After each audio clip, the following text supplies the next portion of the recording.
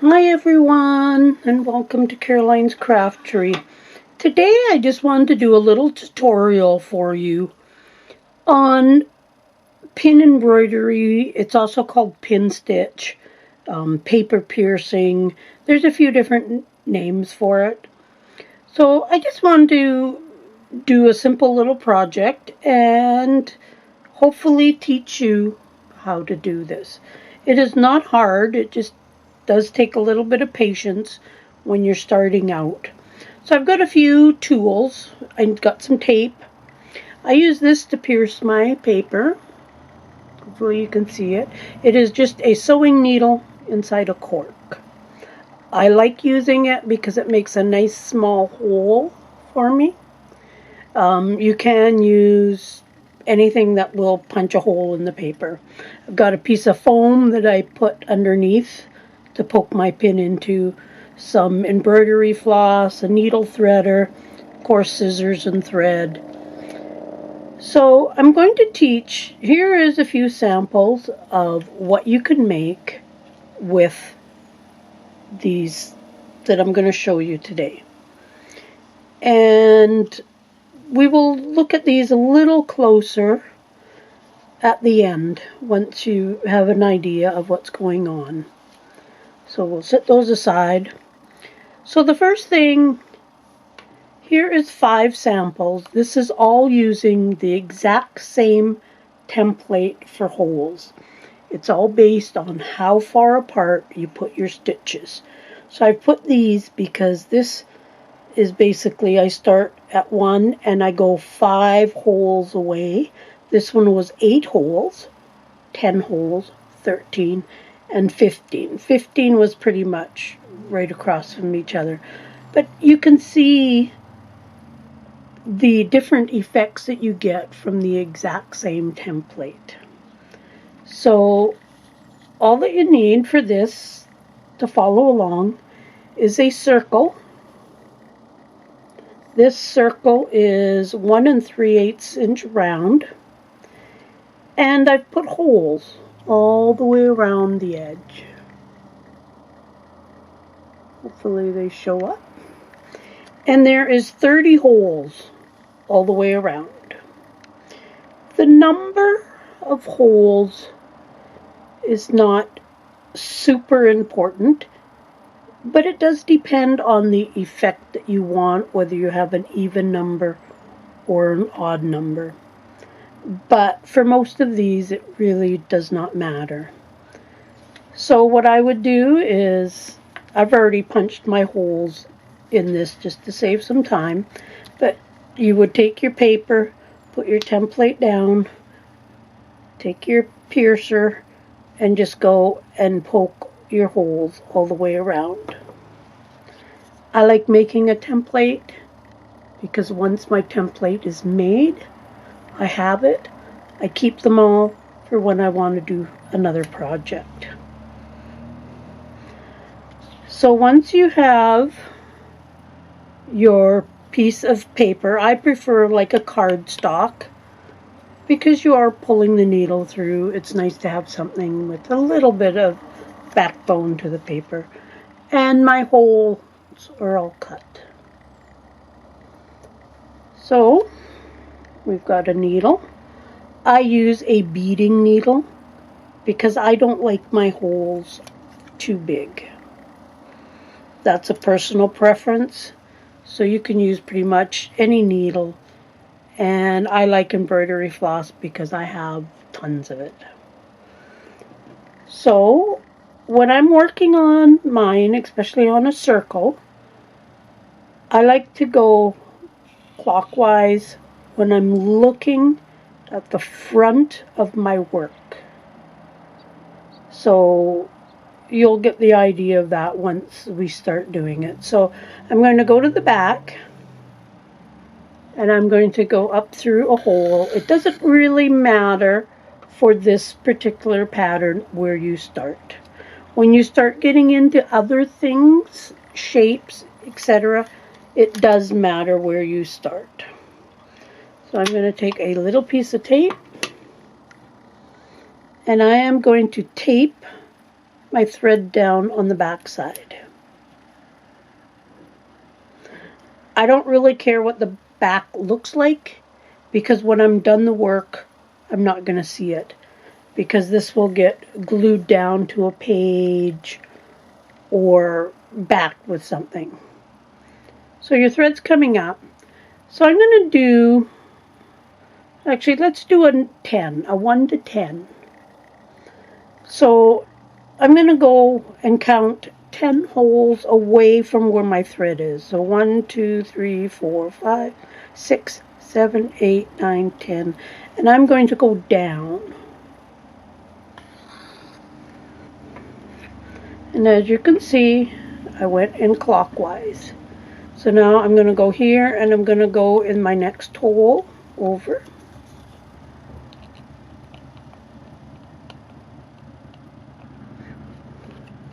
Pull it up. And as you can see here, I'm counterclockwise from the thread I've already put in. So now I'm going to go up and go to the next one up top.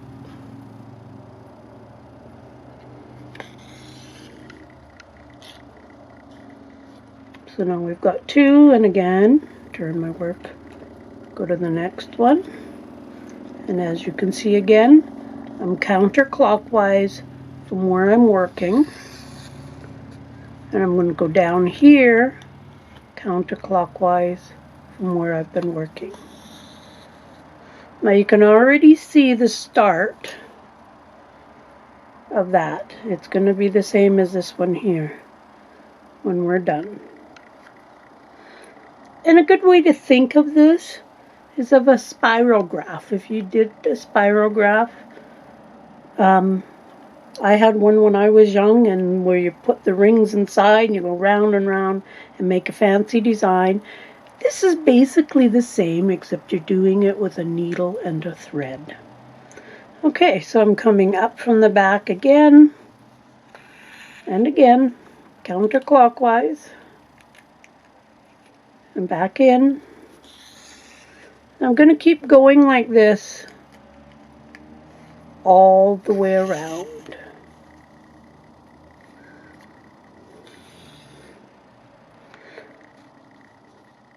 I learned to do this just from YouTube videos.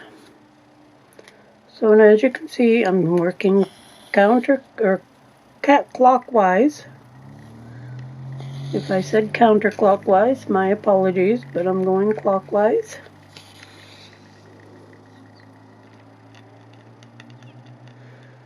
As I was saying, I learned this on YouTube. Then I bought some fancy patterns, and I've made dragonflies and ladybugs and turtles and flowers and all kinds of things. Okay, so keep going.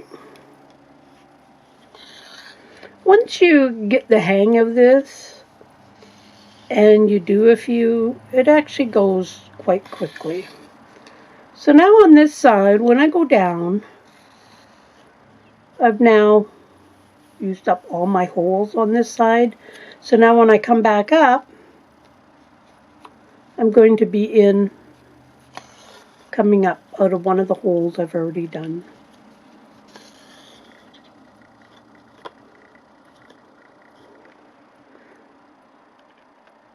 So we'll keep going. So now I'm in. So now you kind of almost get, hopefully not sure, you can see you kind of get a V coming out of each hole. So we are going to keep going all the way around.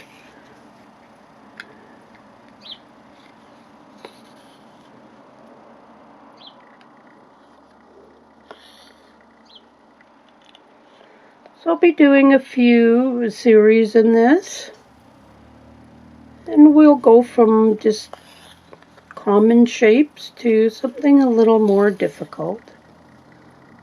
You can make your own patterns just by taking a shape and punching the holes around the edge, but you will have to figure out how you want your pattern to lay within that. as we get into some patterned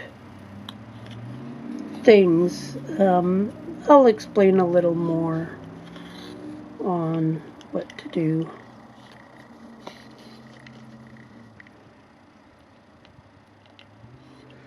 So, I mean, a person could stop at any time and take whatever shape. It's kind of a cool shape. Kind of looks like a horseshoe in a way. So, but we are going to do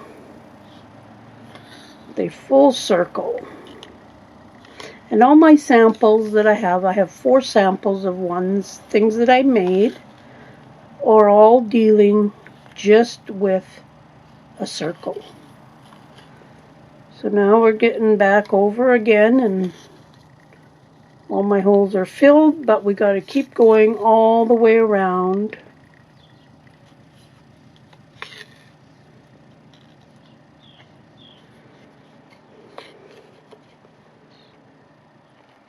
So I'm going to run out of thread here, and that's not a big deal.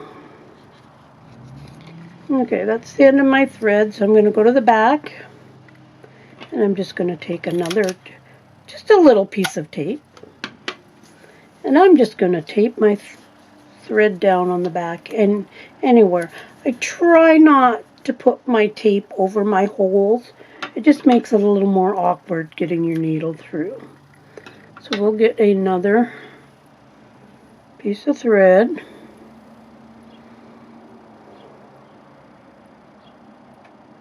This will be fun threading a needle on camera. You know it's not going to go well. Good thing I got a needle threader.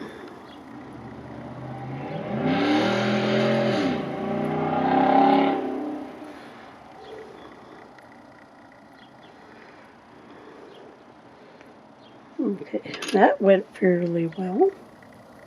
Without a needle threader, I never would be able to thread.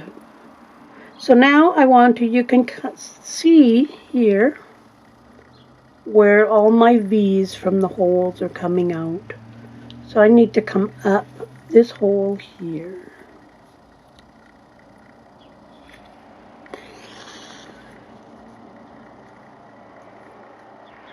And again, I'm just going to take a piece of tape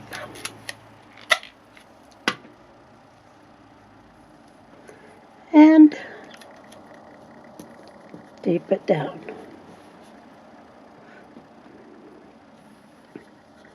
And then we just continue on our way of going all the way around.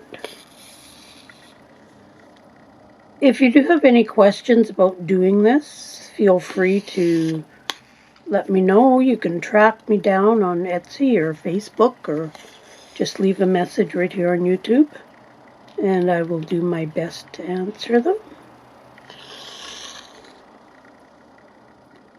And again, I'm still going in my clockwise.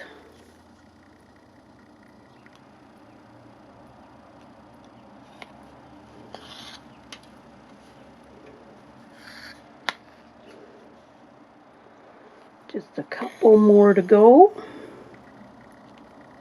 and we'll be all the way around.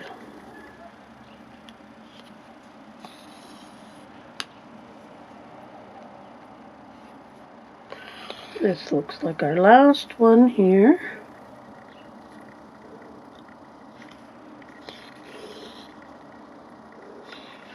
And to end it off, again, a little piece of tape.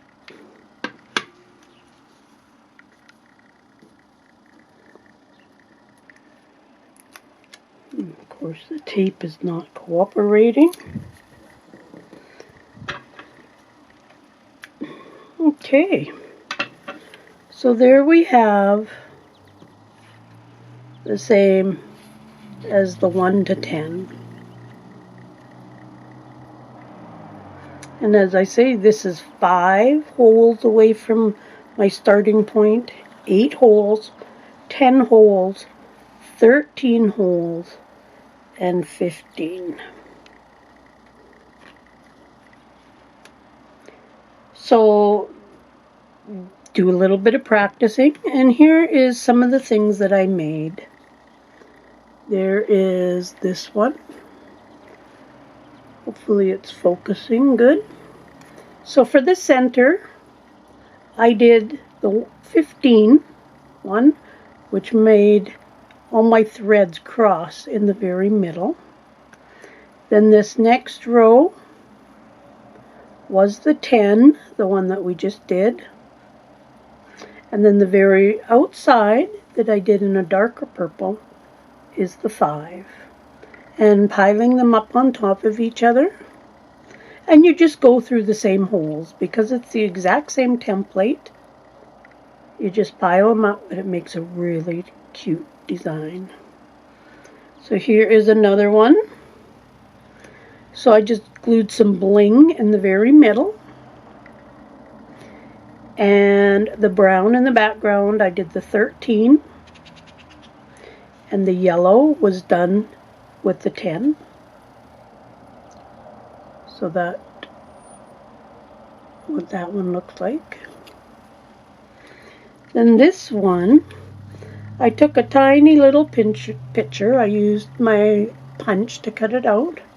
And then I just did the 5 one and made like a little frame type thing around it, which I thought that was really, really cute. And then this one, I did a button. The first time I've ever put a button in it, and this is with the 10 around it. And hopefully you can see that it's kind of 3-dimensional because of the button. So I thought that was pretty cool. Even though I did do a stitch in the middle to hold it on, but I didn't glue the button or anything. It's held in there pretty much with the stitching. So those are 4 samples that I did. The possibilities are endless with these. And as I say, these 4 things were made with this. Just by layering them on top of each other. And you can do all kinds of things. So, and you do them all the same way. It's all just based on this one. You do the same thing. You go clockwise. And the starting point is 5 holes away. But it's the same. You come up the next one and go down the next one, up the next one, etc. All these are the same. So hopefully that will get you going. I'm going to do another tutorial on a different shape because you will get a totally different effect with different shapes. So I hope you will enjoy this little series. I don't know how many I will do yet. Probably a half a dozen or so because I would like to get you going on some actual shapes. Maybe a flower and stuff. So we'll keep going with some easy ones to start with, but I hope you will follow along. I hope you will like the video and subscribe and share the video with others so that they can learn this. And I hope you have fun playing with this until the next video, and we'll see you again soon. Bye for now.